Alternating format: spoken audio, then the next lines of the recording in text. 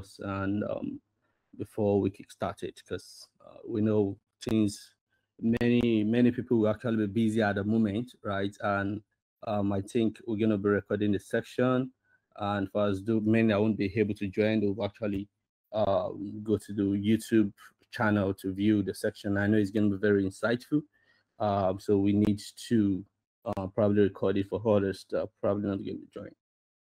Great. So let's just wait for a few minutes before we kickstart. Hey guys, good morning. Good morning to our honorable speaker, Mr. Programmatic himself. I see experts in the room like Ademola, our senior man Toby, Taiwo, Veteran Comfort, Chidube, Yannick. Thank you guys for joining. Let's wait for people to join us so we get some traction, and we'll move on in a bit. So yeah, I think thanks, Prince.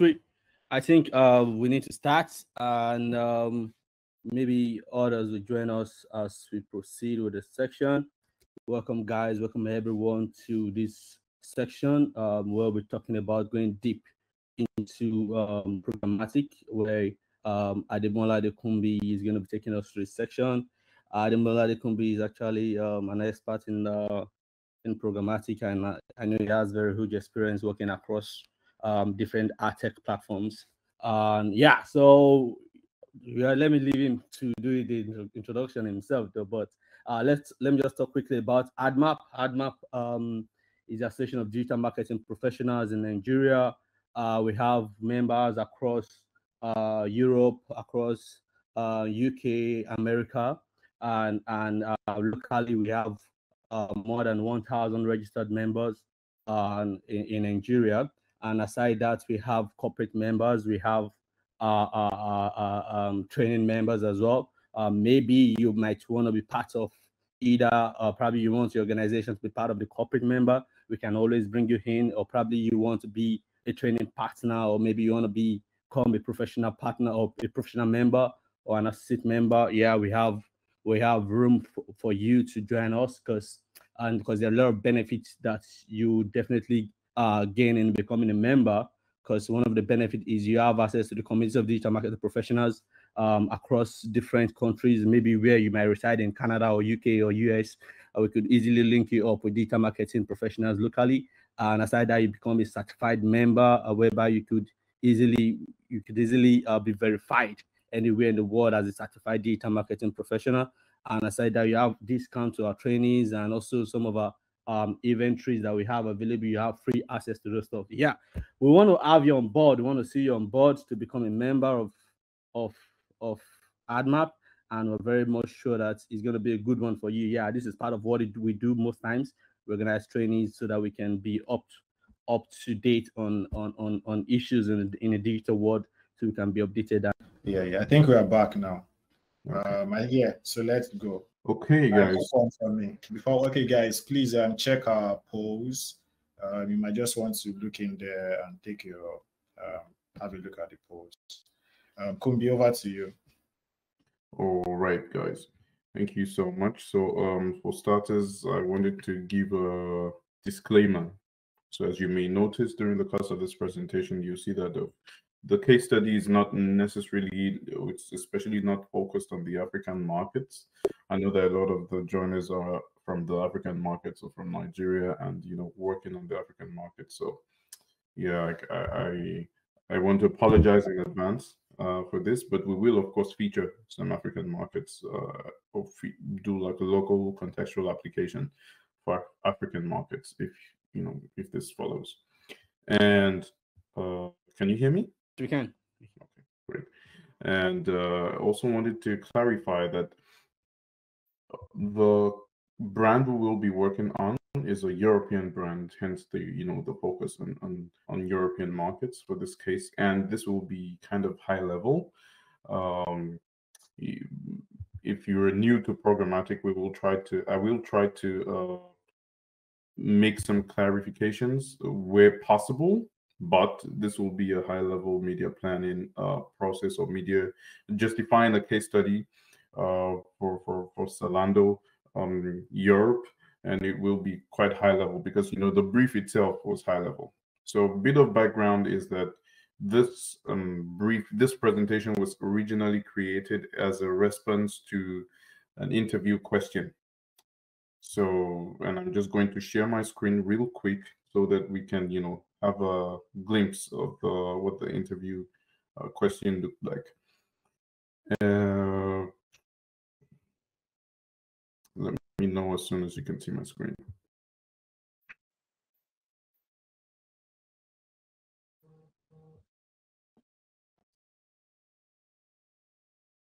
I'm assuming you can see my screen. Or can someone already confirm? We can. Okay. Okay. Great.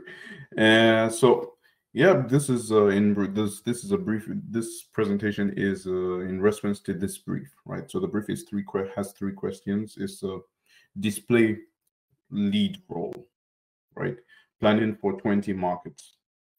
And there are some specific terms, or not terms, but specific segmentations of the markets that we use for the purpose of this brief, or for the purpose of streamlining the answers to a certain route. For example, we're focusing on upper and middle funnel activities or activations for this campaign, and for that reason, I will not talk too much about performance metrics. But it does not mean that the tactics used here cannot be used on performance-focused campaigns either. So we talk about markets like Switzerland, France, Spain, and Hungary. These are core European markets for the Zalando brand. And then we talk about things like challenger markets and leader markets, which, of course, if you're in retail or if you're planning for a big brand, or you're planning multi-market campaigns, that just intuitively a challenger market is one that the brand is still growing in or is fresh to. And then the leader market is one that the brand is one of the major or has quite significant market share in, right? And so the first question on this, or the first topic on this of this brief, of this interview case, is focused on campaign planning. There is nothing spectacular about this. It's just that we're using core programmatic and heavy enterprise platforms to plan this campaign, to deliver this campaign. That is the focus. So if you're doing display advertising already, then you definitely understand the brief, only that it's quite a bit more focused on innovative and new media approaches, as well as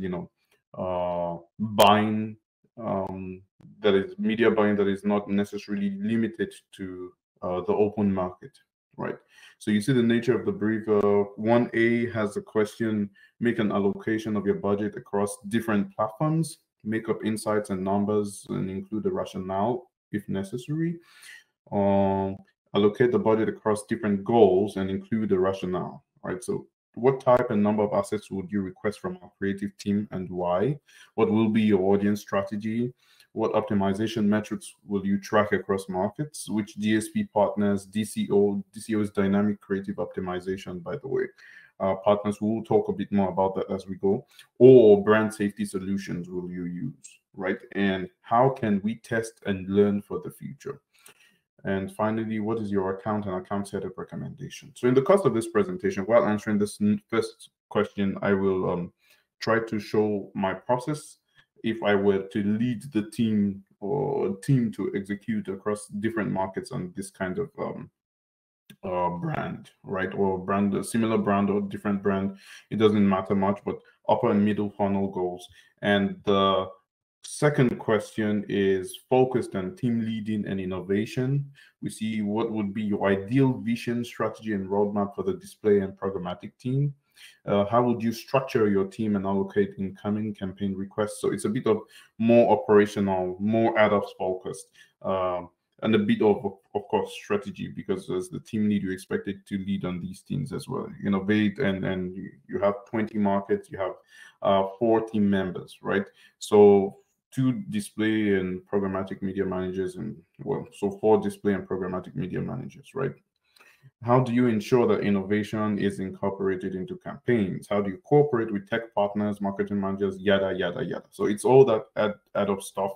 If you're an agency person or you work with a sizable marketing team that does high-level executions, maybe across markets, across Nigeria, Ghana, or thereabout, then these things would be interesting to you, that would be familiar to you. It is not rocket science, but there is, of course, a tactical and strategic way to go about activating these things.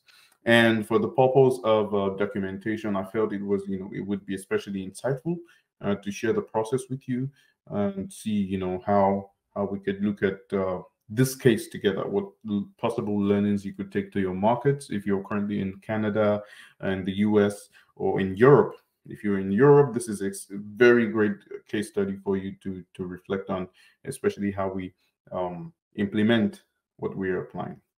So we go to the top now, and then I will start to look at the presentation with you. A bit of myself. I've been in marketing, media sales, and product on different sides of the coin. Well, if a coin had three sides, we have on the agency side, on the brand side, and on the ad tech side. I've done a bit of product management, a little bit of it, but more on the customer focused or first facing sides. I've done the product roadmap defending and all that stuff. I've done the marketing and media stuff. I've been in brands, I've been in agency, I've been in ad tech, I've been in ad farm. Great place to work, by the way. I've been in ad farm, I've been in Eskimi previously. I've been at the opera team as well. So quite some ad tech experience, right? And I do currently have a bit of association with the Duces currently. So yeah, heavily ad tech focused. So maybe I would say have quite some insight into how the markets work. And yeah, this is a brief recap. Assuming that you have leeway as displaying programmatic media lead, responsible for vision strategy, yada yada. 20 markets for the Zalando fashion store. And Zalando essentially is a Europe-based, it's a European retail fashion brand. And, competition would be Primark, C&A, H&M, Zara, ASOS. These are brands that you're familiar with. So I just want you to know that it's not a strategy for a brand that is in the luxury space. It's not LVMH, it's not Sephora, right? So it's more of the everyday brand, right? Of course, because they're working across multiple markets, they need to have a sizable budget, and it's Europe. To stay competitive and get significant part of the market share, you need to have quite a strong budget, that can do this. So first of all, we talk about campaign planning, and if we revert to the brief, oh, okay, I see that I was only sharing one slide. So I'm just going to share my full screen.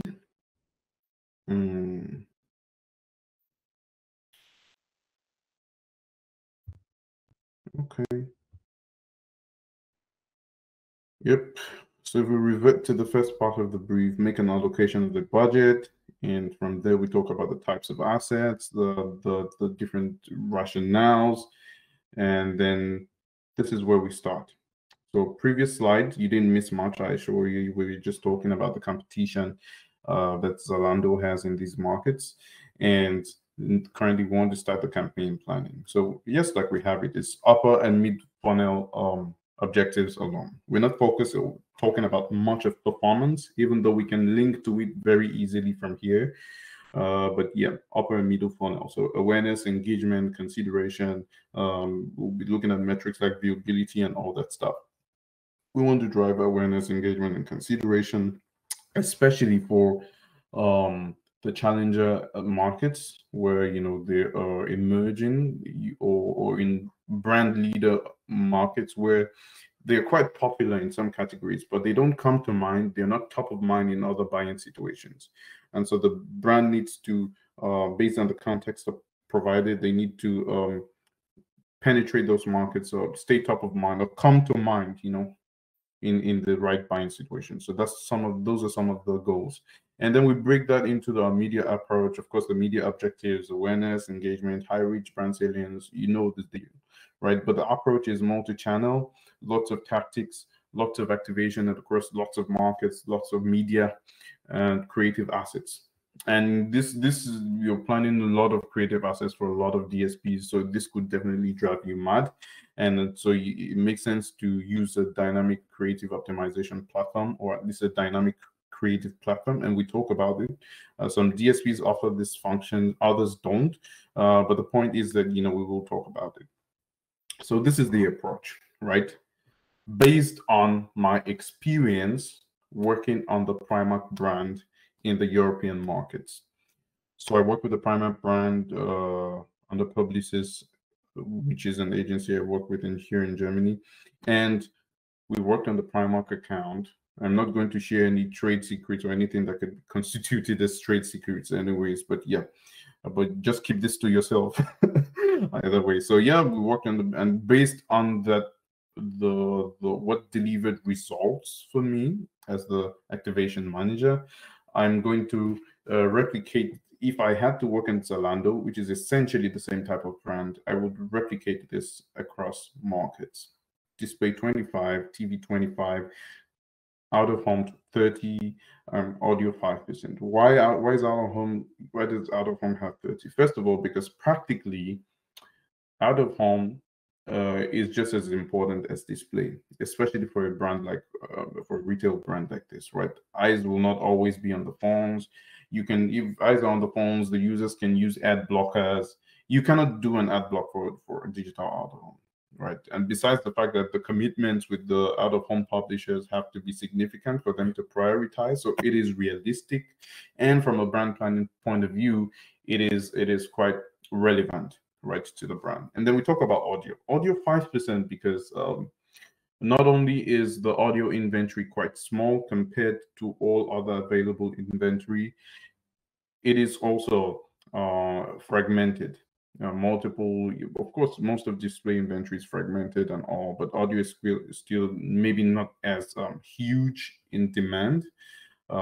This is just there is no hard and fast rule, right? It's just based on a principle that has worked in the past that can be replicated. Over time, and we can always choose to experiment.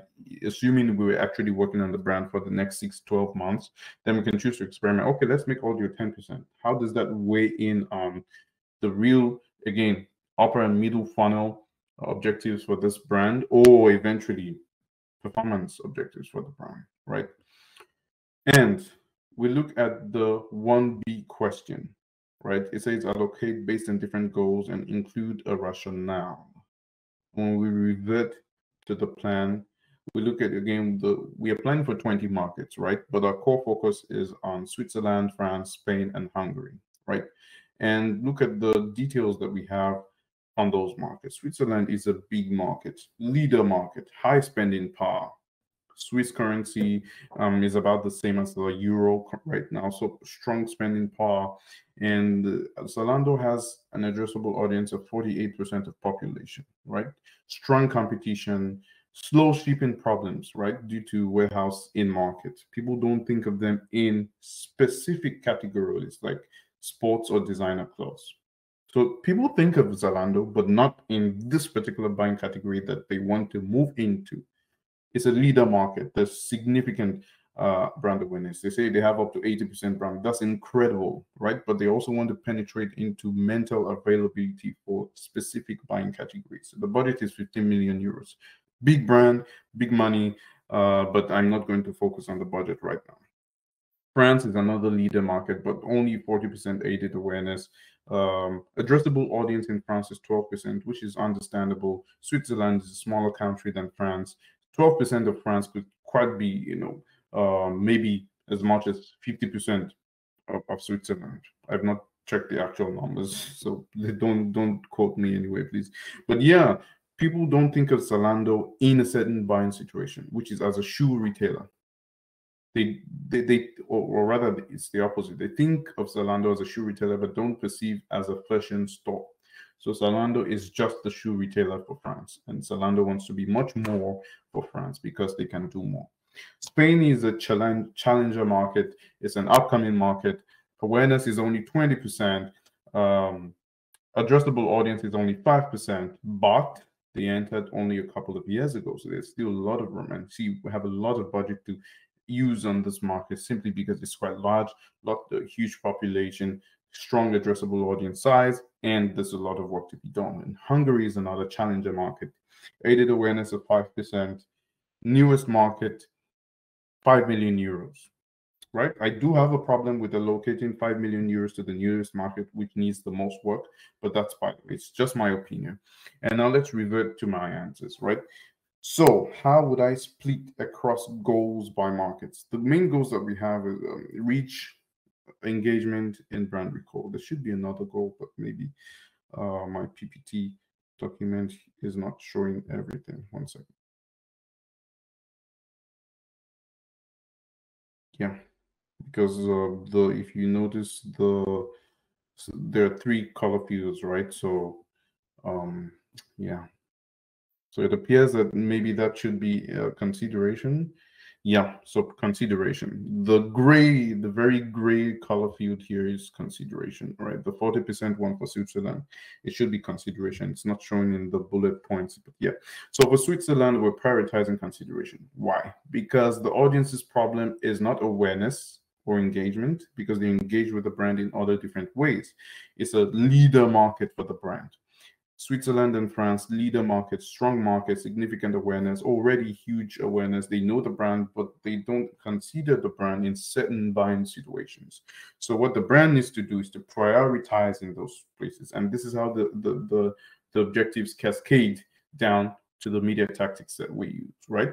In Spain, Hungary, similar situation, but slightly different. Spain, I would say equal distribution, because audience barely recognizes the brand, right? Not barely, but they have quite some awareness about the brand, but they don't necessarily associate with the buying situation. So they need to recognize the brand, drive reach, drive engagement and recall, and also drive consideration for buying situations. And in Hungary, we have similar problem, but Hungary is the smallest market, the newest market, zero brand reach, as it were, or zero awareness. The audience barely knows the brand enough to consider in relevant buying situations. So Hungary's problem is quite at the early stages. So we need to drive reach and engagement, or reach and recall, more importantly, before we focus on consideration, or that kind of thing. Any questions so far? Okay, I would just assume. Okay. Oh, okay. So, if you want to take questions, I think let's just give a minute for audience to put in their questions. Guys, you can use the Q&A tab. Sure. Oh, I can. Yep. Question. I think we can take maybe 1 or 2 questions right now from people. And is there a way people can indicate, so I can allow maybe 1 or 2 people speak briefly, and then we keep it. Oh, I see one raised hand. Okay, 2 hands. Let me allow Ebuka speak. All right, Ebuka, mic's over to you.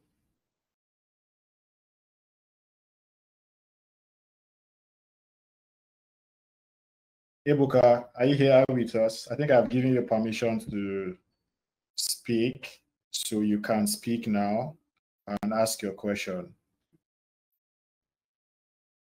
All right.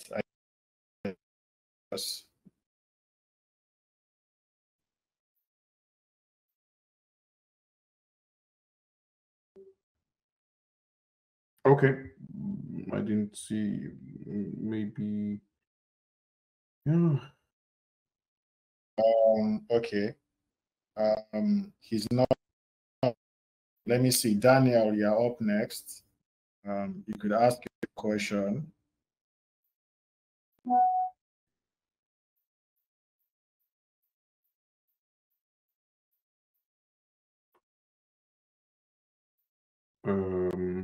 Maybe the. Yeah.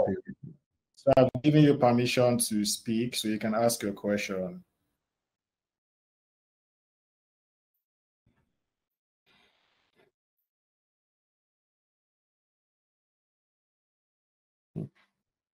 Or if the audio doesn't work as well, maybe you can just type the Let's question. see.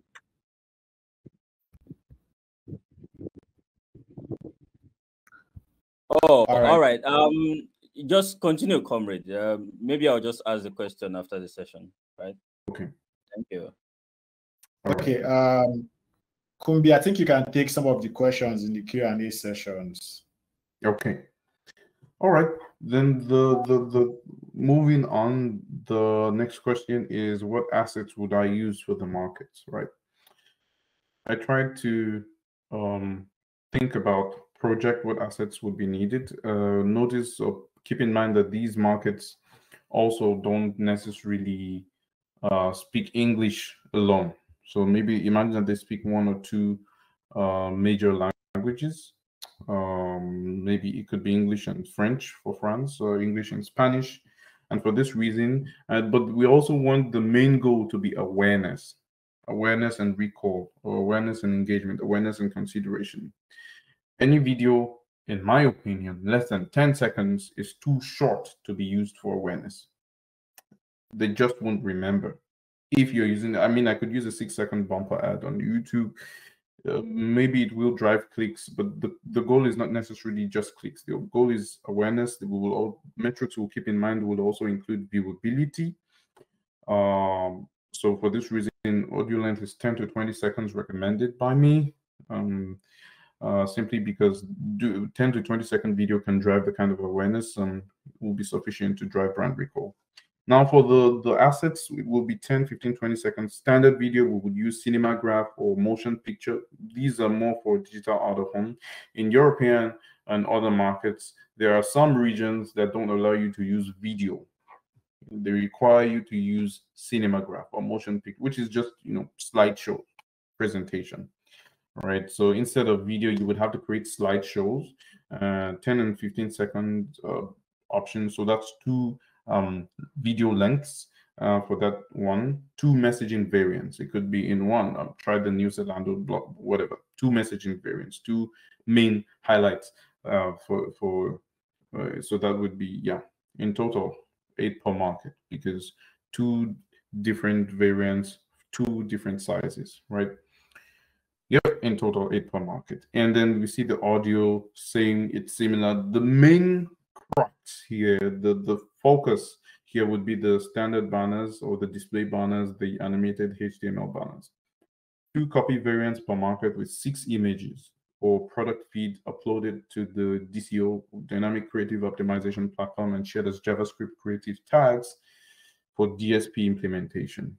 It sounds technical. It is tiny bit technical, but it's quite pretty easy. You have 2 copy variants, 2 different copy variants, 2 main messages to match 6 images, or if you're not using single images, you can just upload your whole DCO feed, your whole e-commerce feed or product feed into the DCO platform and make changes, or 2 copy variants per market. This is just talking about the banner, right? So instead of having to use a creative team that will stress and worry over all of this, especially if you're dealing in the e-commerce field, this is an e-commerce client, right? E-commerce, they also have retail stores, physical stores on ground.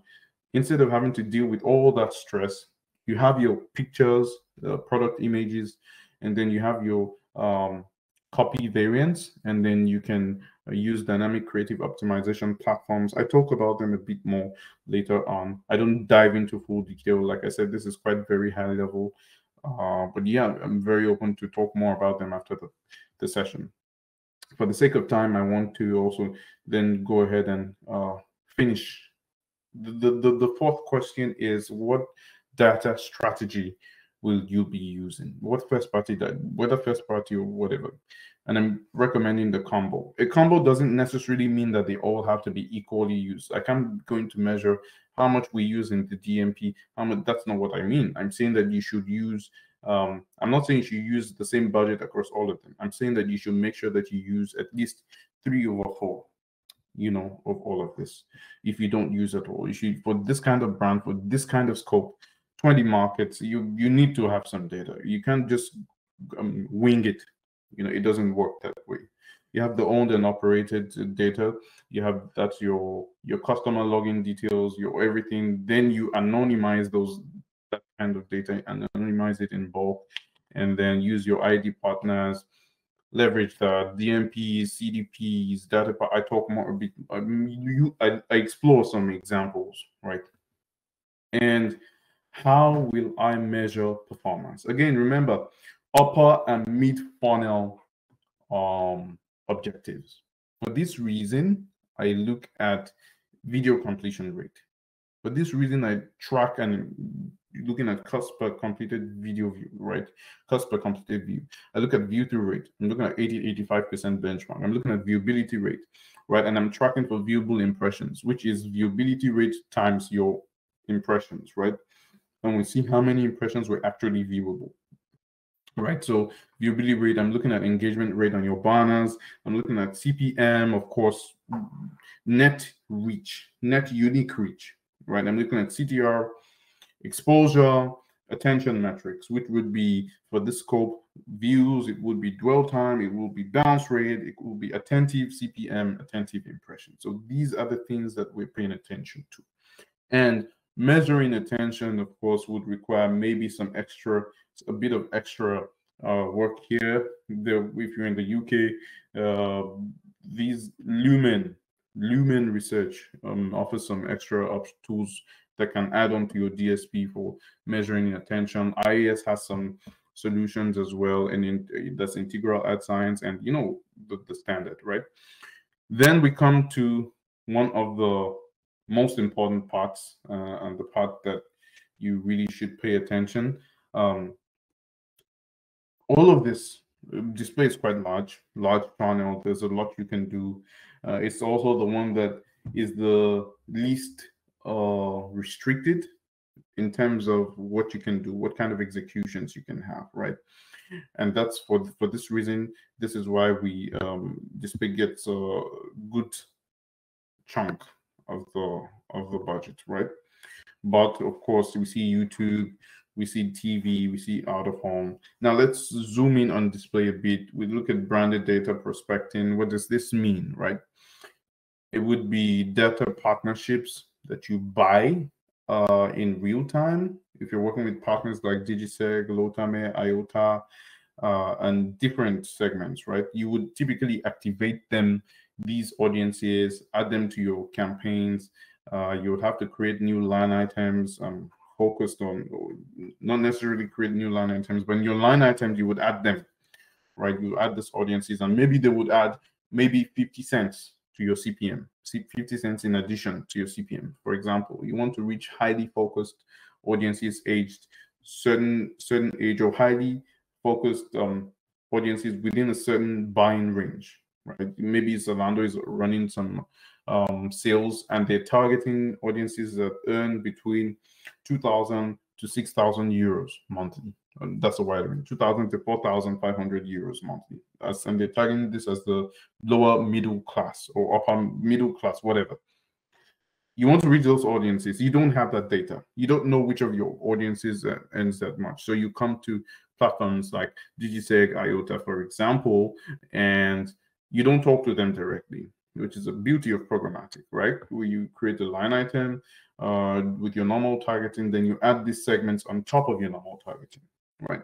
Using the formats that you want to use, display, video, and activating across devices, just like you want. KPI here would be CTR.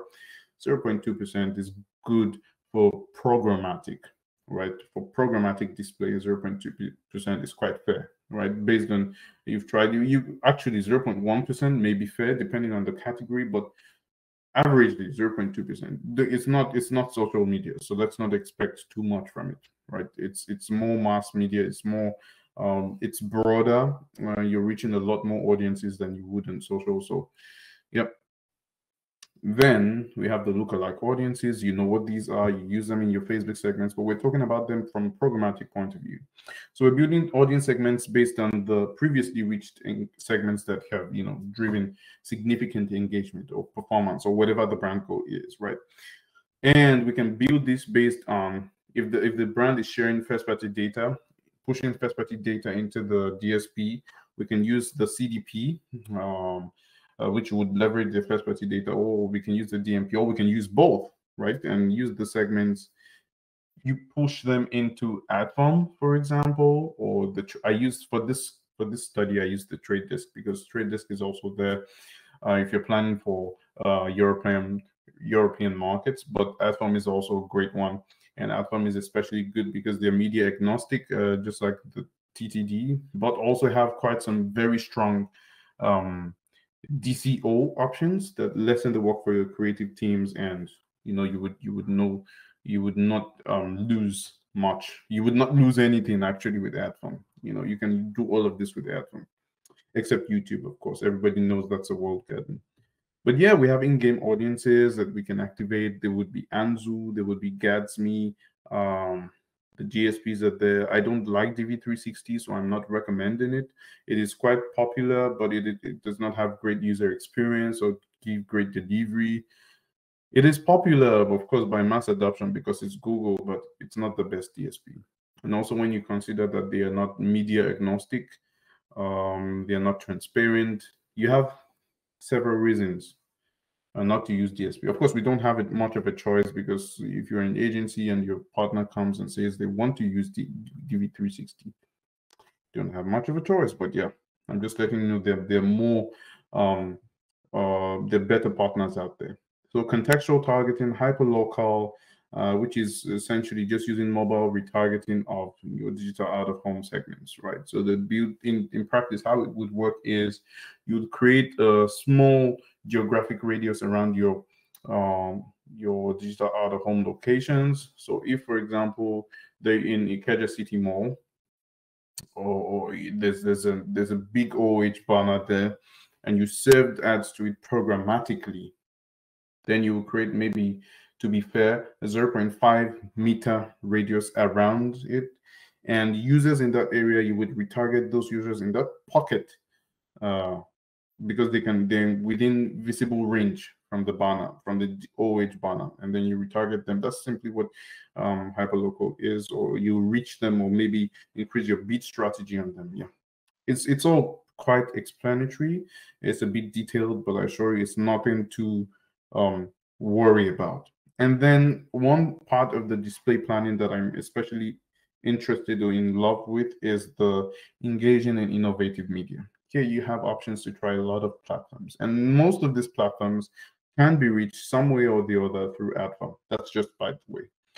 We have Kavai, which for retail brands is gold. It's conversational ads that Kavai uses. We have Polar.me, which for any brand is gold. It is quite pricey, especially from the African perspective of things, because they have a usually €1 CPM on top of whatever your CPM is. What Polar or Nova does is to get your social creatives, your social banners, your Instagram, your social post, that post that really performed well, it'll pick it and push it across programmatic web. Across the web, websites and apps, you will see that same post, right? And then you'll be able to track, the post, that's the image along with a caption. You'll be able to see really good stuff, track really good stuff. I would show a link if I could for that, but I can't, but it's on my other PC. I'm sorry. I didn't plan to show that much here. So yeah, we have live ad, which is essentially great for reaching creator audiences. So creator audiences on YouTube, on Twitch, gamer audiences. So content creators that create, videos and stuff, you would have your ads programmatically layered on top of those videos. Brilliant stuff. When your ad comes on, the influencer has already been told that at whatever time the ad comes on, they have to also maybe give a reference to you. For example, so if Zalando's ad comes on during a certain time, or during peak moments of when the audience has reached the peak, then the influencer, while they are also doing a live video, the video is live, right? So they can tell the audience, oh, look, Zalando, this is what Zalando is doing. They're great guys. You can check them out. Also reach their ad fund. And we talk about audience activation for display, first party or cookieless advertising. CDP, DMP, or whatever you're doing, push them into your DSP.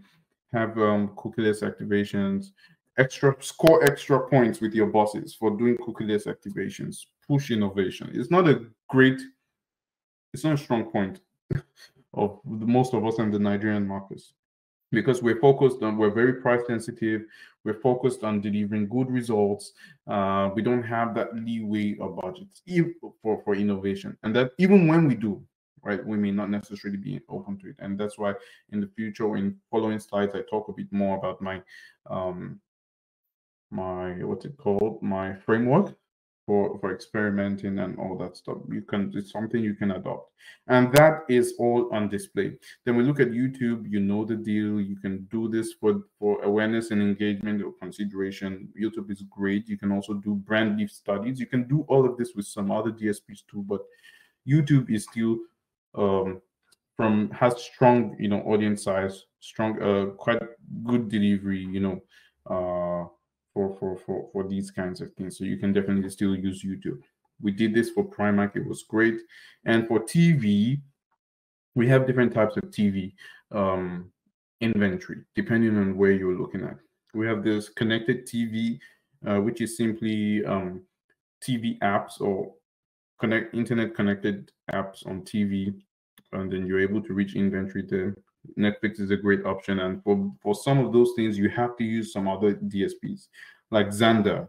Xandr is okay for performance campaigns, is great from a UI point of view. It is simple, but it's not as enterprise. It's not as broad or robust from a tooling or application point of view, right? But you definitely need them for Netflix inventory. Xandr is the only DSP that has Netflix inventory, right? Otherwise, if you want to reach TV, talked about connected TV, using Netflix as an example. We have linear TV, which is still your regular IO buy TVs, but you can buy and then track on Programmatic. Done quite some examples, and you can also do that with Admarp, by the way. I don't know if Admarp has that yet in the Nigerian market, but it's definitely coming. Talk to Yannick.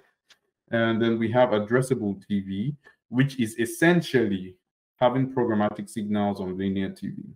It's in some markets in the European areas where you have the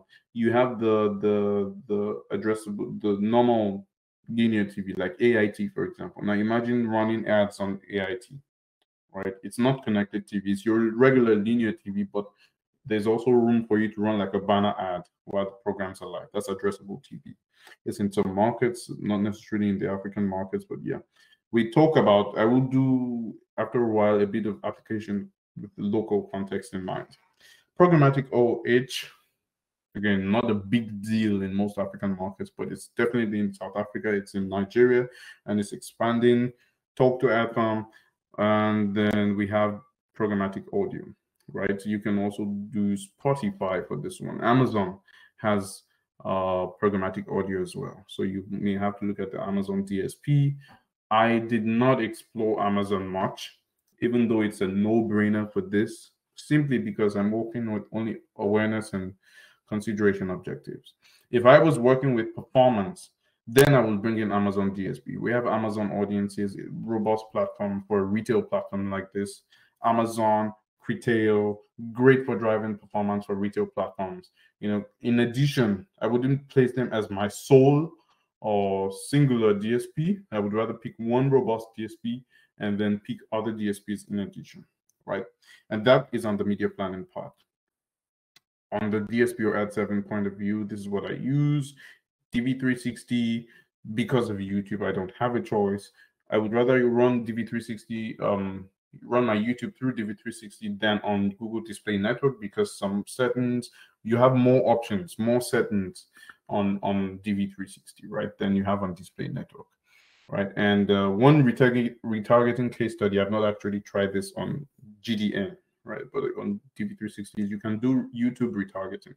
So retarget users that maybe took or didn't take certain action on your YouTube videos. You can create an audience segment based on this and retarget them on YouTube. You can't do that. I don't know. I haven't used GDN in a long time, so maybe you can it's Google. But yeah, I would pick DV360 over YouTube. And of course, from a buying point of view, you have a lot more room to do stuff with DV360 compared to your GDN, Google Display Network. GDN only focuses on open market inventory, right? DV360, you can buy some, private market inventory and PMP deals, advanced programmatic stuff, but not advanced, but that's standard programmatic stuff. And yeah, these are some of the platforms that I recommended for the client. These are some of the DCO partners, Adlib and Celtra, which are incident. I think Celtra was acquired by Adlib, or Adlib was eventually acquired by Celtra. But yeah, you can actually do DCO on Admarp, on the trade desk, especially if you're working in the European or American or other markets outside the African region. They definitely offer this. The trade desk is still coming up with a DCO solution, but Admarp has had it. I've worked on it. I've used it for brands. I've used it for different brands. You definitely can work with it. And brand safety, we have the standard IAS, PO39, Thimasio, brand safety, and contextual, right? So this is finishing case 1 soon, and this is the experimentation framework that I recommend. Structured experiments supported by timely planning, innovation, and all that stuff. And then we have a dedicated budget. It doesn't have to be much. It could be maybe 5% of your total budget. It could be 2% of your total budget, but have something so that you are able to say, okay, we have tested this. It doesn't work for us. Not, it won't work for us, or I don't think it will work for us. You'll be shocked. What seems like gut feeling to you may not always be correct. Great to go with gut feeling, but not all the time, especially when you've not tested something, right? So set a baseline. The goal we want to achieve on this experiment or A/B test is improve attention metrics, for example. Decide on how you will achieve this, right? You have existing data to guide you. You want to review attention KPIs, because the goal is to improve attention metrics. What is one attention? You've done some research. You have data, existing data. You feel existing data could be key metrics based on your campaign reports. You analyze and refine the data that you have, and then prioritize efficiency. Look up vendor partners you can work with on how to deliver this. I mentioned Lumen Research for the UK. They're working currently on only DV360. I think they have some partnership with TTD, that's the trade desk as well. It's explorable. I'm not the if you ask me, I can also look up these things if I had to do this project. Test and validate the campaign. You launch the campaign, you do an A/B test, you validate what you're looking at, and then optimize and expand. It's pretty simple. It's just stepwise, and then it helps you to make sure that you're on track. And the brief also asked for account setup recommendations. That's a broad expression, right? Account setup varies slightly from DSP to DSP. But what I would say from all DSP point of views is make sure that you're implementing tracking and floodlights of campaign website before launch. It's a no-brainer, right? It helps with retargeting, it helps with optimizing for conversions if you have to do that. Set up attribution or loopback windows, 7 days for clicks and impressions. For conversions, it could be 14 days. You will have quite a heavy amount of view-through conversions over click-through conversions because you're using programmatic and other channels. But yeah, activate cross-device targeting across devices. Make sure that you're doing cross-device retargeting across CTV. You're also gathering, and this is the where you gain some benefit from using a wide variety of platforms. If you work with AdSquare, which was highlighted briefly, you then layer that to your DSP. What you can do is gather digital out-of-home audiences. For example, let's pick a popular place in Nigeria. In Lagos, on Ojuelegba Road, let's assume that Zalando was there along with 12 other partners. If I worked with, Zalando's competition was there, but maybe Zalando was not there. If I worked with AdSquare on Ojuelegba Road, AdSquare has a function that lets me see users that actually had food step visits into the competition stores. If I have that kind of data, I know that, okay, Ademola, for example, loves Zara product. He loves CNA. He goes there. He's gone there in the past 7 days. And then when I layer Demona's data on top of other data, other third-party data that I have, it shows that maybe Ademola has sizable, what's it called? Sizable income and fits into my target audience, and I can, retarget or target Ademola with my own ads. Try to get Ademola to convert from the competition to me. That kind of you can leverage, and that's you allow the digital out of home data to also influence your campaign or drive good results. And for CTV, if you're tracking households or tracking individuals, depending on how you want to do it, you can do that on Admarp as well as the trade desk. And then they have their own audience data graphs, and you can use that information to retarget users cross device. It's right now it's a great feature on Programmatic, right? Set up all markets within one account, and in a DSP one account, then set up different advertisers. So Zalando has 20 markets. I talk to my DSP partner, whether it's Adform or Trade Desk, and say, look, set up one Zalando account for me. Then I create advertisers. Zalando Spain, Zalando whatever, Zalando Nigeria, amen. And then I create them as advertisers. So these are recommendations, based on my experience across DSPs. And yeah, we are done with question number 1.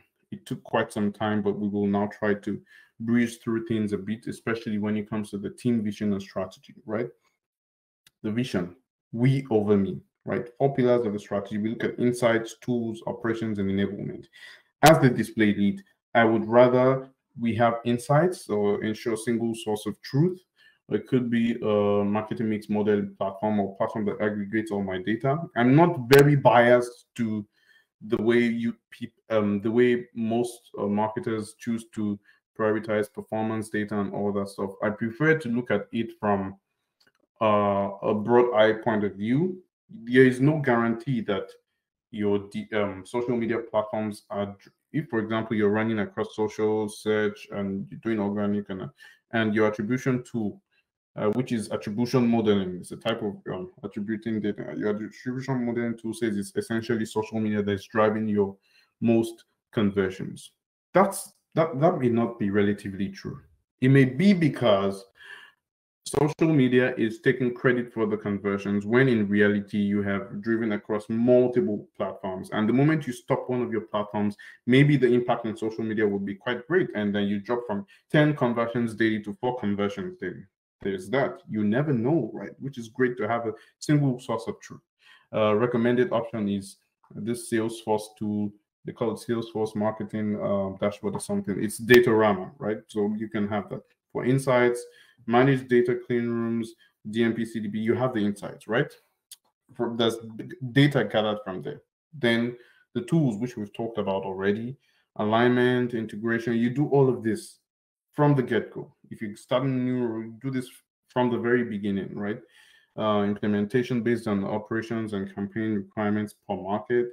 You do the operation stuff, you develop all the things that you need to do, guidelines, optimization benchmarks, so that people don't optimize based on vibes. Oh, I look at the campaign, we touched it yesterday, it has not given us the results, so we want to touch it. No, programmatic, give maybe 3 days for optimization. And so those are guidelines that you have to create, right? And promote experimentation.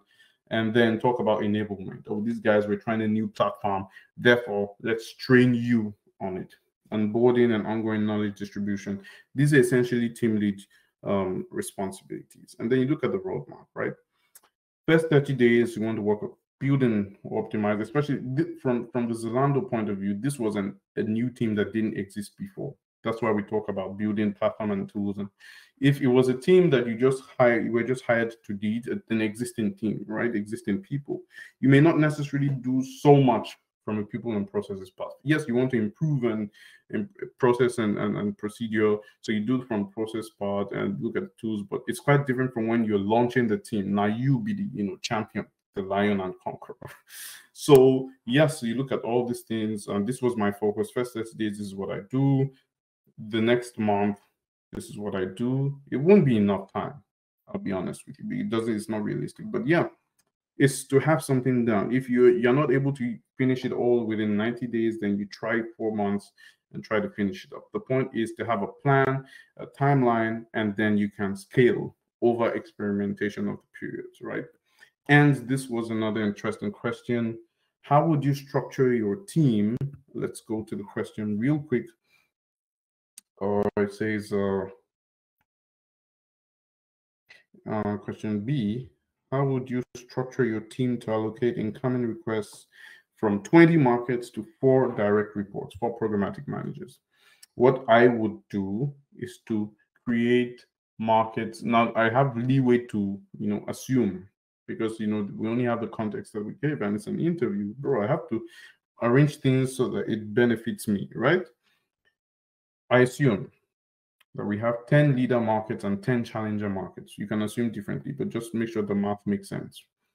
Approach is to treat each market as a client. Now, a leader market, they're already big. And then challenger market are the ones that actually need very heavy work on. And so I prioritize for that. I give them tiers. So leader markets are tier 1, right? Tier 1 markets that have below 60% aided awareness. They are below 60% means that we still have some work. There's still quite significant, almost half of the market share that they don't have. There's solid work to be done. So I label them as tier 1. Tier 2, and I said that there are 4 of them. Tier 2 clients are those that are challenger markets. Tier 2 clients, challenger markets? Yes, that's what I did. Challenger markets with above 8% of the total budget. And remember that the budget we're dealing with is millions. So if you have 100 million budget for 20 clients, and one market, which is an emerging market, already has like 8 million out of 100 million, that's a lot of budget that you're allocating to a challenger market. It then means that the challenger market must be very important, and we prioritize it as such. It has up to 20% aided awareness as well. So there's a lot of work, 80% of work. Tier 3 markets, in my books, are leader markets with above 60% aided awareness. Right? I could make this tier 2 and switch challenger markets that are tier 2 to tier 3. It doesn't matter. What matters is you have a framework to show. These are things that we can test and implement and optimize on. The point is that you have a framework beginning framework to show how you would prioritize, especially based on requests that come in. But yes, I would pick a challenger market that has strong annual budget over a leader market that is already sitting on the throne, doesn't have a lot of work to do. It may have good budget, but it doesn't have a lot of work to be done, right? So pick the ones that have, first of all, biggest markets, the biggest budgets, and all that and all. And this is for the team structure. I imagine that we track market performance after the first 3 months and rotate so that I can then focus on more strategic functions. You could, again, for this context, the context is that you're hiring a team afresh. If you were joining a team that is already functioning well, I would then prioritize and look at operational tasks for me as team lead to be somewhere around 50% in the first month. Second month, third month, after third month, I move up operational tasks. I move them down to 20% so I can focus on more strategic functions, right? But it's a fresh market, a fresh team rather. So I may as well shoulder a lot of operational tasks so that we get on the right path, and then I can push on some responsibilities to good performing teammates over the next few months. This is my structure for handling team requests. And campaign innovation approach. How do you make sure that innovation stays with you, with your team, with programmatic, with display team? I have 4 points here. Innovation and experimentation should be included right from the budget stage. Before you pitch or receive the budget for Q4, or if it's for H2 or for 2023, which is how sometimes it usually is. Most times for a brand of this size, it'll be for 2023, they already tell you what the plan is. So on the annual plan, you already allocate your 2% for experimentation and optimization. Then you already have to, it makes you more accountable, right? Because at the end of the day, you have to defend how you spend that 2%. Put it in the company culture. Get your team members to experiment in their markets. They're working on markets, right? Then for people working on their own markets. So in your market, how are you experimenting in Spain? Make it a daily part of their objectives. Assign a portion of display media spend to innovation, as we talked about, tracking, highlighting, prepare robust reporting sessions. You want to be accountable. This is how innovation sticks, right? And then you also, of course, in your reporting session, you link it down to how it's driving revenue. Again, this campaign was, or this plan was focused on upper and middle funnel planning or objectives, but I imagine either way, this role will still have been able to collaborate with people focused on performance marketing. And you want to know how your efforts are having a direct impact on performance, on revenue. So you link that up, prepare nice, juicy reports about it, and you're great. And how would you collaborate with partners? I would use Monday, I would use Jira, I would use different platforms depending on how you. And this is how I just took a screenshot of Jira ticket of how I would create or prepare for Zalando, right? Prioritize, create subtasks, and all of this was, this is not an actual campaign. I just created it from thin air. I'm a magician. So this is how I would typically go through the partner workflow. Must have recommendations for the European markets. Must have, if you have to use either Admarp or Trade Desk, you have to, right? DV360, you have to because of YouTube. But other things you should essentially, if you must use a DSP, use one of this Admarp or Trade Desk. Then, of course, you have special inventory, Netflix, and some other campaigns that you may want to do, especially if you have a performance focus. Use Xandr, especially if you're working in the North American and European markets. Then for this client, Kavai is great, like I have mentioned, conversational ads for different categories. This is retail. It works especially great for it. AdSquare data partner is what do you call them? I forgot. Audience measurement platform, right? So they have some extra features that really help you for your audiences. You can use them for footfall tracking. You can use them for, yes, they're contemporaries to Bliss, but I prefer AdSquare over Bliss because they're a bit more robust on the data side. And ZeroTap, LiveRamp, Tedium, they're options for you for CDP. Tedium is a bit technical to set up, but yeah, they're all great options. Klaviyo may be good too. I've not used them before, I'll be honest, but yes, I've had great reviews. LiveAd, we've talked about them. Yeah. Now, if we're talking about African markets and you really want to focus on the African markets, then if you really want to focus on the African markets, then you should definitely, especially if you're working on upper and middle funnel platforms or objectives, or there's a wide range of options you can use. But you see that for the African markets, I've presented different lines, tactics and strategies that you can build for the African market. You can, where there's Adform in the African market, so where there is no Trade Desk, you don't need Trade Desk if you have Adform, right? Use them for lookalike audiences on Programmatic. Use Adform. In-game advertising, you have options here. Duches, which is especially also very good for performance marketing. And tomorrow I may be in your DM to sell either a Duche solution or maybe an Adform solution. You never know. But the reason why I'm doing this is the reason why I'm doing I'm coming from the point of view of showing you the whole what options are available, right? So if you must use the platform, yeah, if you really want to use the platform without any sales guy vibes, yes, this is what I'm telling you. Of course, I will come to your DMs tomorrow, maybe to sell another product, but I won't tell you a product that I haven't tried and tested myself or I cannot vouch for. Okay, so we have Adform. Definitely, if you have strong performance objectives, Adform is a great option. Duches is a very good option for performance objectives. I'm not going to kid you about this. And of course, yeah, there you go. But for the more robust, more enterprise things, definitely go with Adform. I've not found competition for them on the robust budget scope of things, a robust activation scope of things, right? Duches is a great platform, again, I mentioned, just so that you know. Admarp has some minimum budget requirements, but yeah, talk to Yannick for Duces.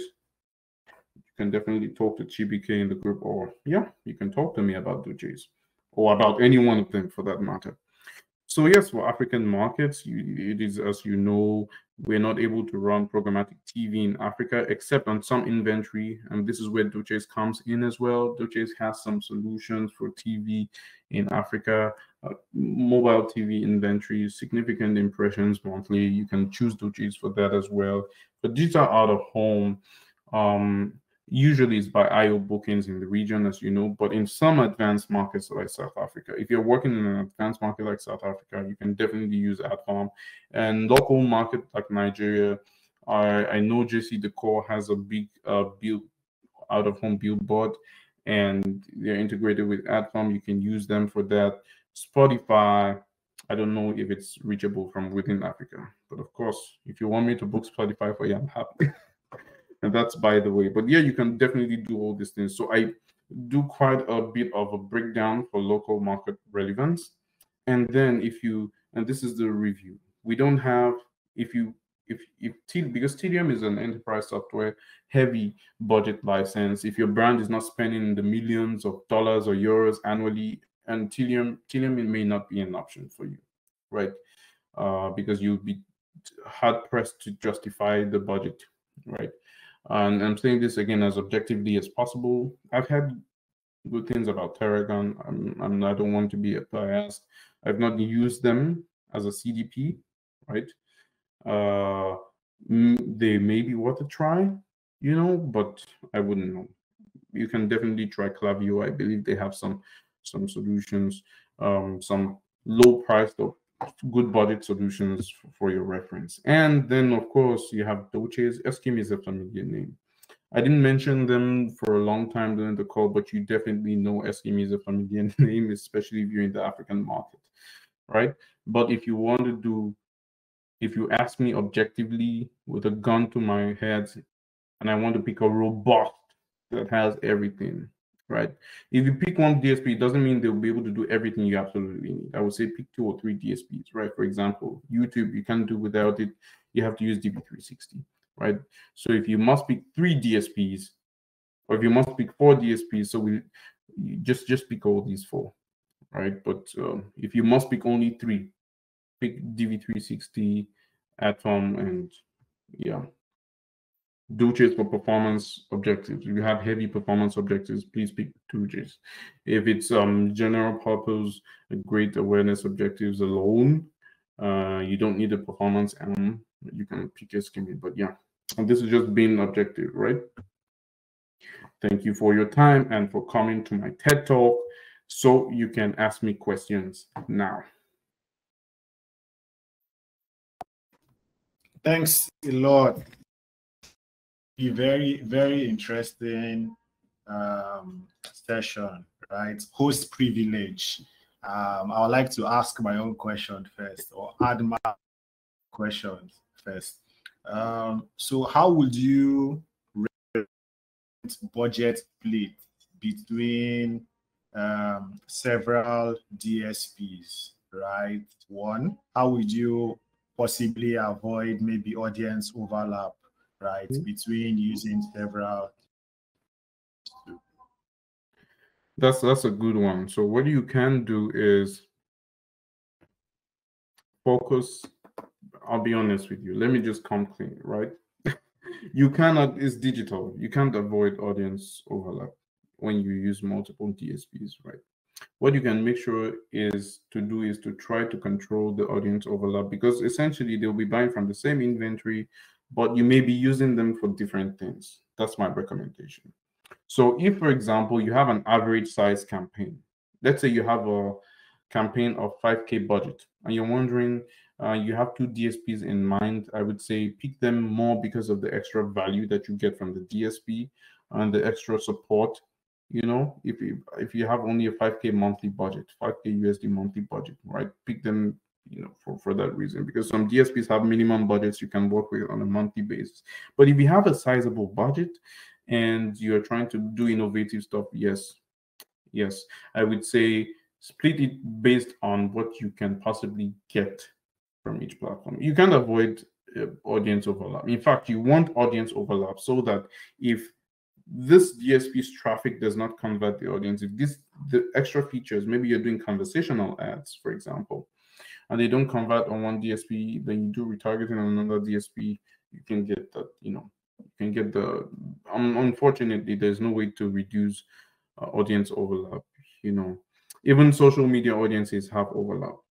Facebook audiences and Instagram audiences, you can find them on Snapchat, and if you run Snapchat ads, you have that overlap. It's just like, so I'm not sure we can avoid, but you can keep it to a minimum using a data clean room combination with a single source of truth, mobile or measurement platform that can track and make sure that you're tracking unique reach, which would be important to you whether you're doing awareness or performance campaigns.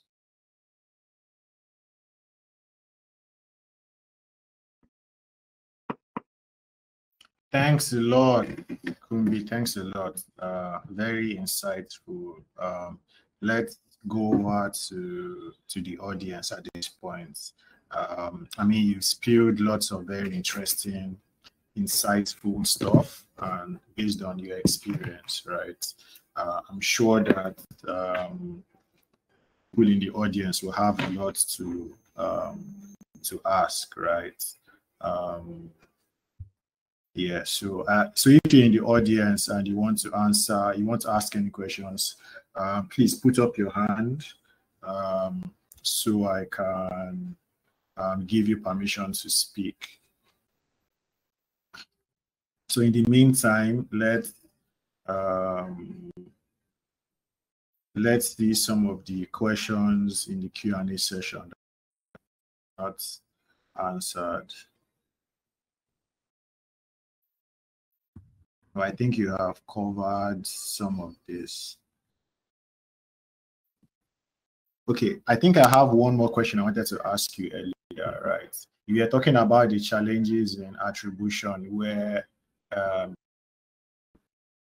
see that social could be picking up a lot of the credits for possible results that should have been going to your programmatic campaign, right?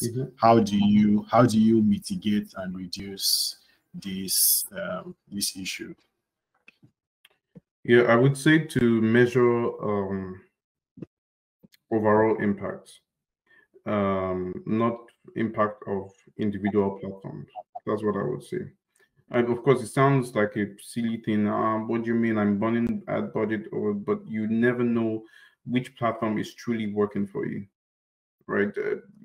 Some people will never convert if they see an ad on the internet. But if they see that same ad in their social media platform, it's more of a native environment and they're more likely to click, and convert, but the whole point is because they saw it previously, normal display channel in a website or app that they were typically using, they saw it, they became aware of your brand. When they see the ad a second or third or fourth time, then they're more aware, right? You're creeping into their conscious space of reasoning, and they can start associating you with a certain buying category. Right? All of this will be limited. It will not happen it will be very limited, of course, if you're focusing your buying to one particular channel. And yeah, programmatic is not a channel, it's just a tool. It's just like display pro max, right? So I wouldn't say programmatic is a channel. Programmatic is a display channel, right? So it's like your regular Google ads. The reason why for example, I know you have not asked this one, but let me also give unsolicited advice on this one.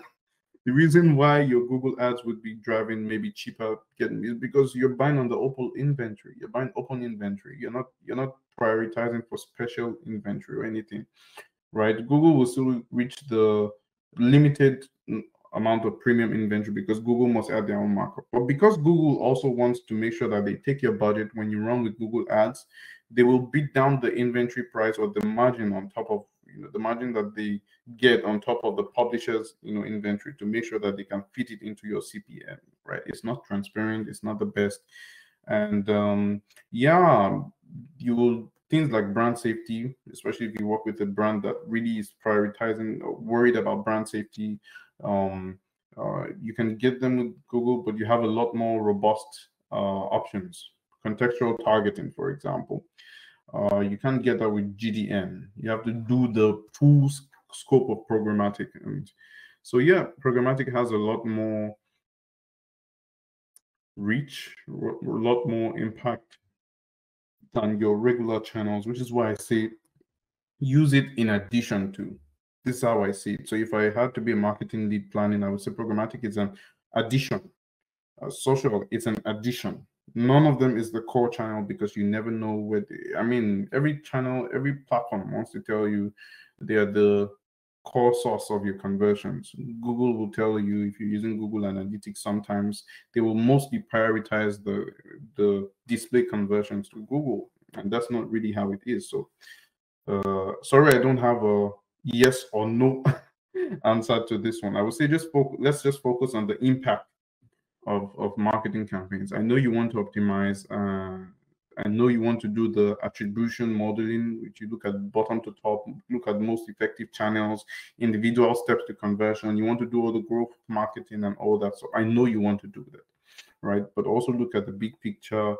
Realize that if you remove one channel, because in quote, it's not giving you click conversion, it's giving you view conversions, right?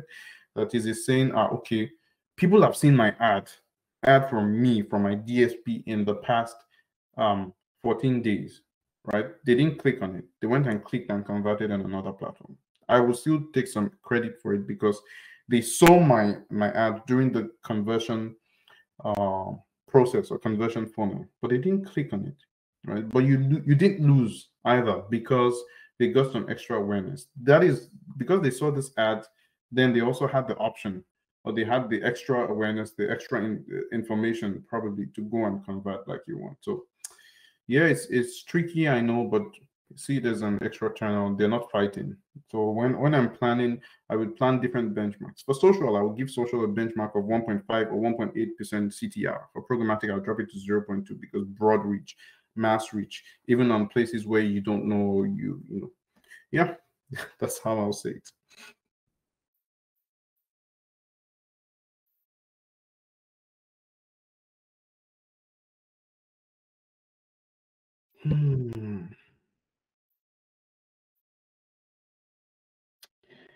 Any questions? Awesome. Thanks, Kumbi. I see more questions popping in. Okay. Someone said, would you recommend programmatic for B2B? I actually like this question, because I mean, B2B is, if you have been in that category or segment, it's very niche, right? There are probably some businesses that are maybe less than, I don't know, 20,000 in Nigeria, right? But it could be a could be $1 billion industry, possibly, right? So question, would you recommend programmatic for B2B? If so, how? And what do you think are which B2B segments do you think will probably profit more from B2B, and examples this year?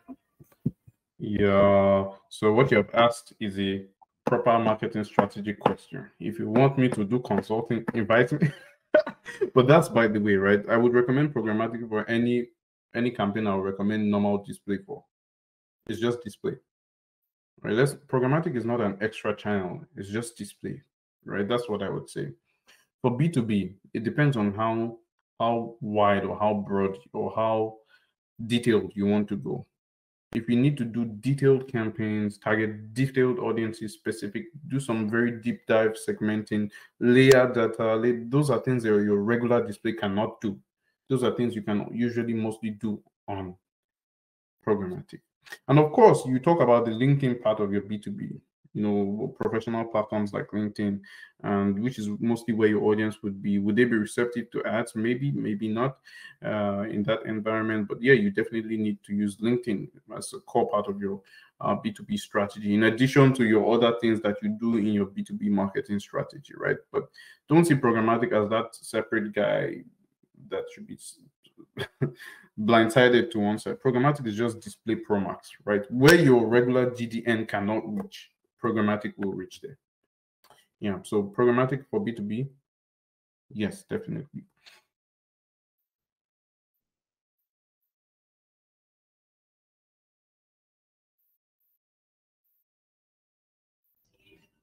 Awesome. Thanks for giving us context to that. Here in the Q&A board is beyond the metrics provided, have you been able to drive correlation for your digital campaign validated by brand health reports? Which type of brand health report? It depends on the type of brand health report. But as for driving correlation of your digital campaign impact to branding, it depends. It depends on your type of brand. If you were retail, for example, and you were running in a region that has attribution options or platforms for retail, like AdSquare, for example, I can then run a campaign and say, okay, like what we did here in the German market, Primark, again, off the record, looking at 40,000 shop visitors in the dark market in Germany, in Austria, and in Switzerland, right? 40,000 visitors, footfall visitors into their stores, all from that campaign. You can definitely look at previous month when you were not running any campaigns and compare what it was like when you were running campaigns. And then we look at the average cost of a visit. So 40,000 store visits, and the budget was like €500,000, and all of it was across multiple channels, and all of it was bond. I won't say bond, but if you get what I mean, €500,000 in 2 months, 45 days actually. €500,000 for 40,000 visits. Then you do the math. This is what we got. The unit costs and all. When you say brand health report, what brand health report is it? If you a more detailed answer can come when I understand exactly what you want to do. But you can definitely drive you can do direct correlation of your spend versus results. It can definitely be done. When I look at will it be a good lead gen tool or just drive awareness? That's an interesting question, right? Programmatic, again, is display pro max. It depends on how you're using it. It also depends on what platform you're using, right? Beauty of programmatic is in the add-ons, the PMP, the private marketplace deal you can get from, for example, Forbes.com, that you probably will not get at a great price, or you not get a sizable amount of impressions from with your Google Display Network. If it's Forbes.com that drives your conversions, but what I would say is, it's like asking if display is a lead gen tool or just drives awareness. It depends. It varies. It depends. Then we'll talk about your strategy. What are you doing? What market are you reaching? What industry are you in? And all those economics of the actual planning process. Can Kavai be used for real estate? I would say possibly. Right, Kavai is conversational ads. I would say it can be used for pretty much anything. It's an ad, right? And how it would look like is, well, if you visit the Kavai, let me just. I want to go to Google it and then show you the thing, but I'm sure you can just do that on your site. So if you visit the Kavai platform, you see what the conversational ad looks like. You can definitely use it, but I don't know if it operates in all African markets or if it operates in the African markets.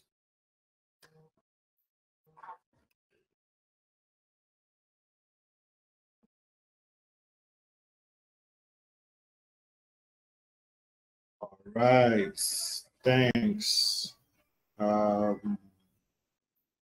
looks like we are running out of questions here. It's been a very interesting session. We definitely passed the 1 hour mark, and I see that the house is still full. Obviously, it's been a very interesting and engaging session. Programmatic is definitely not for the faint of heart, and something that maybe perhaps not all of us has been able to delve so very deep into. I say, if you have any questions, let's take it now, or because we're about to round up.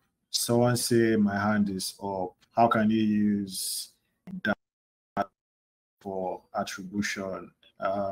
Sorry, Daniel and Ibuka, you guys' hand have been up for like 2 hours. So I just assumed that people forgot to put the hand, or maybe you're working the hand out.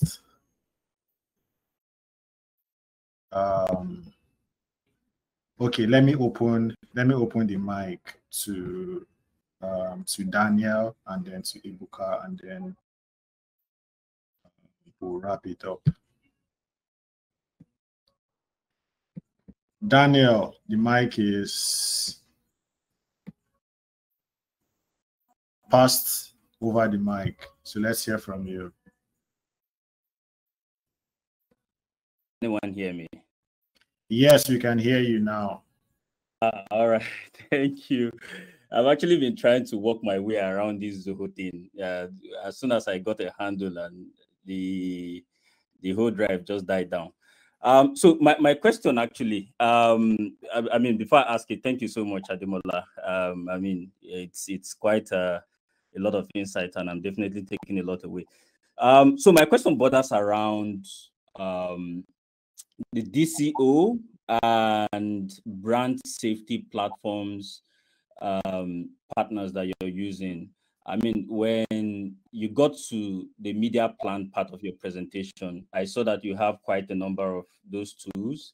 I wanted to ask, why so many? Is there like a rationale for that? And the reason is because, I mean, you could actually find like a central tool that could aggregate all your DSP, SSPs, or whatever that you're using to run your campaign. Is there a reason why you have more than one, ad tracking or ad measurement partner in your media plan? So some of them are options, right? So for example, I mentioned the trade desk. So you can, for some particular strategy, you can use the trade desk. But if you work in some markets, you cannot reach some inventory via one programmatic platform. For example, Netflix. Netflix inventory is only available on Xandr, which is Invest DSP. That's the name, Invest DSP by Xandr. And based on my campaigns on these platforms, for me personally, Xandr is not a favorite, because I've done some experiments in that it's not great from the point of view of packing all into one. If you want to pack all into one, talk to Admarp or Trade Desk. Those are the enterprise platforms that pack all into one. Some of these platforms, I mentioned them, doesn't mean that you have to talk to them separately. For example, brand safety partners, you integrate them into your platform. I just mentioned them for visibility's sake. Not that when you actually want to activate campaigns from your DSP, you can set up IES, you can set up the double verify, you can set up Semasio and all these things. So it's just for mention. Sorry for confusing with all those things. So you can definitely add them to your DSPs depending on which DSP you're using. Thank you very much. Yeah, thanks for providing clarity to that. My second question really is with regards to the measurement metrics, the metrics that you're using to measure your KPIs and your campaign performance. And I'm really glad that you have a bit of agency. You have some agency experience. Sorry, not a bit now. You have some agency experience. And so you know that when you're sitting on the agency side, right, a lot of times you find out that the clients do not even understand the basics of what we do. And then it becomes difficult when you start, throwing around all these digital jargons. Yeah, it becomes very problematic trying to explain to them what you're doing and what you want to achieve. So you mentioned about nine metrics that you're tracking for. And so as a client person now, if I want to say, and your agency person, and I want to say, okay, can you just strip these metrics down to 3 to 4 of the most important ones? I mean, which ones would you, strip the metrics down to? So it depends. Again, all this broad, this thing was for the case of this, broad what's it called, brief, right? So there were no strong specifics, but they knew they wanted to was upper, and they wanted to focus on upper and middle funnel. That's what they said, right? So, and then in some specific markets, they say, this one is consideration, and all those sort of things. But of course, I would say it depends on your brief, depends on the objective, what is important to the client. Some clients know what they are looking for. They're a bit informed, right? They know, okay, this is what we want to measure. We want to measure awareness and engagement. And then when they tell you awareness and engagement, then sometimes they want what they call it qualified engagement activities. So qualified engagement, whatever. It varies from client to client. A client may tell you his own metric for qualifying engagement is bounce rate on his website. I wouldn't guarantee that as an agency person, because bro, I don't even have access to except I'm not just running the ads, right? If I'm just doing ad campaigns for the client, and I'm not running the in-house work of having access to their Google Analytics platform or whatever tracking platform, optimizing rates. I'm not doing the whole cross-media thing of SEO, except I have the full view. I cannot promise or guarantee some metrics. So when the client tells me that they want this campaign to drive bounce rate to 40%, random example, I will tell you the reasons why I cannot guarantee this. And I will send you an alternative of what I can guarantee. I can guarantee site visits. I cannot guarantee brand engagement. What does brand engagement mean from ad point of view? I will tell you, I will guarantee you a minimum of 60%, what's it called? Viewability rate, for example. I will guarantee you a minimum of 0.2% click-through rate. I will guarantee you a minimum of 90% video completion rate, or 80% video completion rate, and 90% view-through rate on any platform. Right? You can do this and measure this, and these are some engagement metrics that you can just use. Again, it's case by case. You know these things. There's nothing gang about it. Yeah, thank you so much. All right, thanks. And it's I just wanted to add that it is really common with clients. I mean, I've been on a call with clients, and the executive director of marketing was asking, "What do you mean when you say impressions?" And I just shouted, "Jesus Christ," not knowing that my mic was on. So you can understand how how very common these things can be. So thanks so much for shedding the light that you shed on this so far. And yeah. All right, so let's give it Ebuka, you're on next. I think we'll just pass the mic around, and then we'll call it a wrap. We are well over time, but I still see that it full, like the knowledge is still moving. Yeah. All right, thank you, Ebuka. Yes, yeah, can you hear me now? Yes, we can. Okay, finally, yeah, I've been trying to navigate my way through this Zoho platform. Yeah, but good, you can hear me. Thank you very much, Ademola. Yeah, this has been very, very nice, insightful. So, I mean, I work for a global tech company, and in a different region, Asia Pacific, right? And so I used DV360 last year for my programmatic, right? And so for me, I got huge. So it's good for brand awareness, right? But the company's KPIs from a global standpoint is not brand awareness. You know, they want to see the thousands of dollars spent on this market, and they want to see the leads come through. So based on that, they scrapped the DV360. That was last year, and then this year I used another tool called 6 Sense. So 6 Sense, Sixth Sense, you can. Is your company B2B? Sorry for interrupting. Yeah, so it's B2B. So it's a B2B cybersecurity company, right? Yeah, so everything is pure B2B. Yeah, enterprise, huge enterprise. Yeah, and so I used 6 Sense Q1 this year, and then I did programmatic on 6 Sense, But then again, you have this huge awareness, but you're not seeing it convert to leads, right? Okay. Yeah. So Q1 they canceled 6 cents again. I mean, and this is a global decision, right, made in the US. And now there's a new tool there we're going to roll out again, which is called MediaMart. I know So MediaMart. Okay. yeah, according to the MediaMart guys, they said we can integrate 6 cents, blah blah blah, and then run your campaigns. But my concern is, should I continue to use Programmatic, or What? should I Sorry for continue to? interrupting. I think I think I understand, especially if you're price sensitive, and I understand where you're coming from, right? But the program is not programmatic. The problem is how you are doing the campaign activation. Now, what I've in the media plan I showed you, you saw how granular I can go, and that's for upper and middle funnel. That's for an awareness campaign. You know, Yeah. for display alone had like 6 to 8 different strategies, right?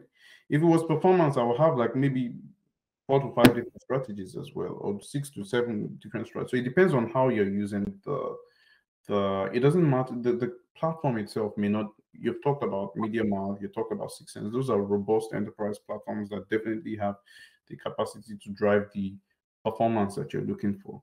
So if you're running campaigns, what objective are you using in the DSP? What strategies are you? I'm happy to do a one-on-one with you if you like, and then we can talk more about go into detail about what strategies you are using. Are you using contextual targeting?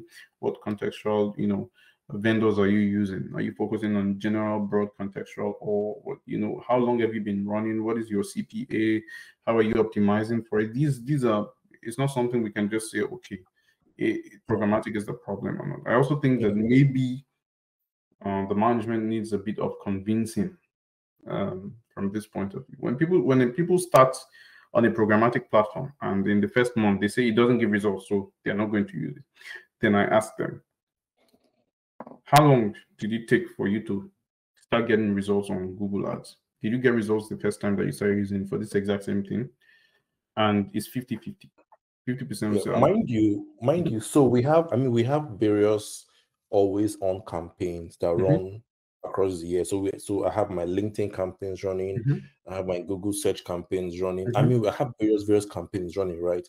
But then at the end of every quarter, they then review each of the channels. I feel you. Yeah. That's what I'm saying. You've been running these campaigns for a while, right? Yeah. The algorithms have learned to prioritize your objectives, learns to prioritize and adapt to your audience types and all such things. And when you try a new platform for the first time, it also needs time, right? Along with the right strategies. That's what I would say. So maybe programmatic is not, you're not using programmatic the best way. Maybe we can do more efficient spend on programmatic. Okay. One more question though. There is always a target list for every campaign. So we don't just do the broad targeting, right? I mean, we have that feature, but they'll always give you, like, we call it a total addressable market for your region. And every campaign you do must be targeting that list. You can go outside that list. So you have mentioned a few tools, that can be used. I mean, I've not tried any of them, and I'm happy to give it a go. But in the case whereby I have like a list, we call it white space. Like I have a white space list. Like a white list. Okay, but continue. Yeah. So what tool do you think would be good when I have a list? I want to run a campaign. I want to target, not just the general. A list. How do you mean? Is it an email list or what? No. So for instance, so not email, like a domain list. So a site list. A what? A site list. I would say a list of companies that we know maybe are looking to purchase product around in that time, or we know maybe they are making budget conversations or making research around purchasing your product. So we always have that list, You know, I think we get that from with the marketing operations team. I don't know how they generate the list, but then they expect the digital marketing team now, in all their campaigns they do, they expect the digital marketing team to run campaigns targeting that list. So it's highly targeted, right? So I'm wondering, when it comes to programmatic display, fine, which tool do you think is good with lists? And I'm going to give you an example. So for 6sense, for instance, I upload the list to 6sense. Exactly.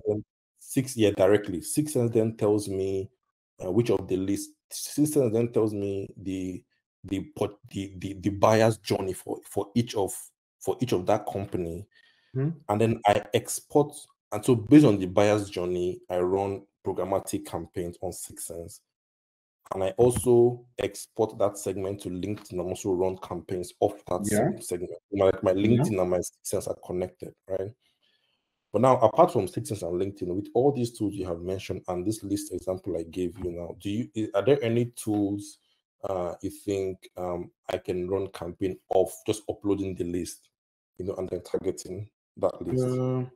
There's besides 6sense. 6sense is since you're already using 6sense, right? 6sense is a great option, but you may want to also explore 6sense alternatives. I think 6sense has what you need, if you ask me, to be honest, but you can also try maybe demand-based. I don't know. I'll be honest with you, I have not exactly leaned in that direction of using 6sense. I know 6sense quite well.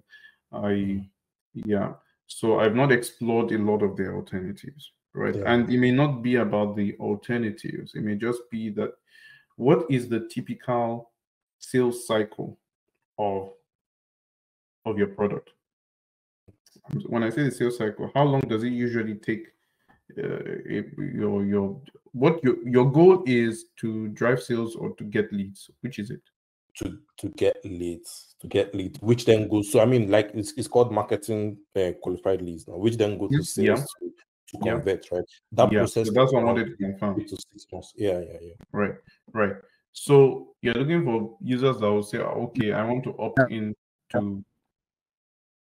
I'm afraid I'll have to. Yeah. Can he just wrap up? Let him just wrap up.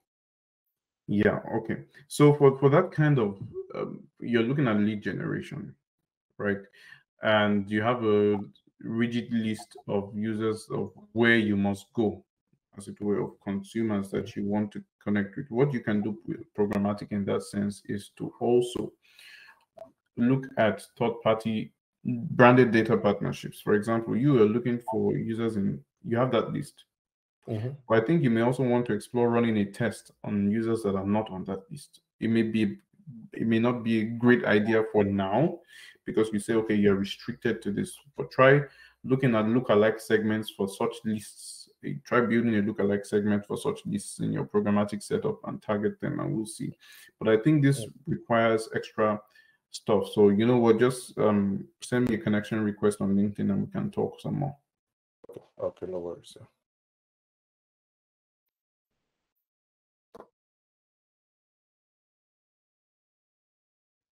All right, thanks a lot. I really have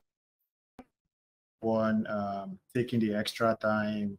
I'm sure everyone has a busy schedule, but I mean, the opportunity cost of the time here, I guess, is the extra knowledge we must have amassed through the session.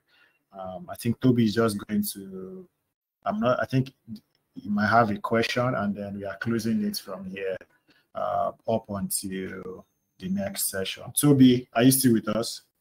Yeah, I'm with you. Thank you so much, Ademola. Very interesting session. I've been here from the beginning, but there was something you said that caught my attention, and I wanted to ask a question. You said, I had a feeling with Programmatic, the Programmatic advertising company. You said something about Programmatic being just a glorified display ad, kind of, right? I didn't see it that way, but I get you. I get where the beef is coming from. You said it more than once that, okay, where Programmatic is just display with Agbada and, some. So my question is, because this is more like the same challenge that we faced back then when we are trying to pitch programmatic to brands. You hear something like, okay, what do you want to do differently? And I recollect that one of the things we always say is rich media. You know, you can have your hand art dancing, you know, you can do this. But technically, if you look at it, you find it very difficult, right, to pitch it above the likes of display, the normal display and probably video. But my question is, what is that compelling proposition for programmatic advertising for agencies alike and also the programmatic advertising company that they can put forward, you know, when they are pitching to brands? What do you think are these compelling proposition beyond having a dancing hand and all of those stuff? Yeah, it depends on who you're talking to and where. If you're talking to a brand in the African market, in sub-Saharan African market minus South Africa, South Africans are usually more clued up on this stuff. But if you're talking to a brand in sub-Saharan African market, they don't care about what features you're doing. Usually, they care about how will you move the needle for them, how will you drive performance. And this because usually, even if they're a global brand and that is playing in the local context, sometimes they just want to drive revenue for their boss. They just want to show impact on Q1, you know, except of course they're heavily focused. So it depends on the brand. What we want before we sell, what we want to know is what does the brand need at that point. If the brand is looking to achieve innovation quota, for example, then we tell you, oh, that means they've tried regular programmatic or display for a while. They already know, they're clued up, you know, or they've tried display for a while. They already know they're looking for something unique, something more different, right? They want to reach where they've not been before. And in that case, we can say, okay, let's try in-game advertising. How does in-game advertising help you? Oh, we show ads in, you know, game environment, and oh, that's interesting. You cannot do that on regular display. Programmatic is display pro max. That's just one. So if it comes from knowing what their main goal is, right? But if someone just wants to, I'm just a regular brand, I just want to drive performance on my campaign, how can programmatic help me? That's what they want to know. Then we tell them stuff like, you can do private market buys, you stuff that you cannot do on the open market. And yes, if you had my conversation with Ebuka, you can leverage different data segments, first party data, DMP, CDP. I know where you're going, but there's a, and that's why I have a lot of DSP recommendations, but I talk about some 2 DSPs if you're going to do anything robust. If you want to really get strong value beyond display or this thing, then the DSPs should be selling, okay, this is exactly what I can do differently. In advanced markets, if you're in the UK or US, selling is different. Nobody's interested in whether you can do rich media because they know that all programmatic platforms can do that. It's not a specific feature limited to one programmatic platform.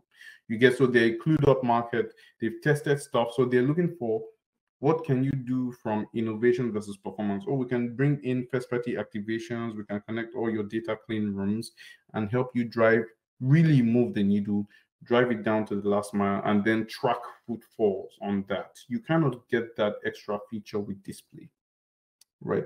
So it depends. And then depending on how much the client plans to spend on the advertising platform, they can make custom offerings.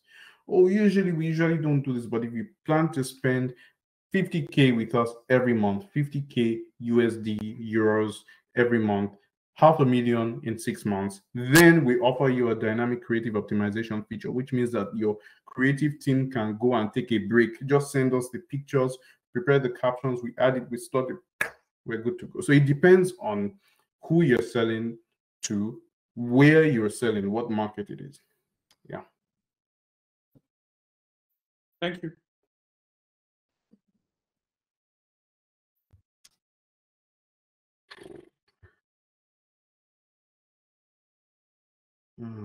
So Nelson. Oh, thanks, Ademola. It's actually very insightful section. I don't know. I don't have questions for you though, because if I'm start asking questions, I know the time is gone already. but it's all good, and I believe we all have learned one or two things from this section, and maybe probably you have questions you want to ask. You can probably ask touching Admarp. You can hit us a mail, hello@admarp.com, or probably you have personal questions on the specific programmatic ads or the stuff. Yeah, you can reach out to Ademola via his LinkedIn account, and yeah, you guys can take it up from there. It's really nice having you guys in here, and we hope to see you guys very soon. I think we have a section. Okay, let me just talk briefly about the section we have that's coming up on May. It's going to be a physical event where we'll be hosting Apps Flyer. They have a physical meeting that's coming up May 31st, I think. So it'd be nice to have you guys as well around to discuss further on how we can go about tracking activities of your campaigns, or probably app install campaigns. Yeah, it would be nice to have you guys in there. So thank you very much. Hoping to see you guys very soon. Do have a great day. Bye, everyone.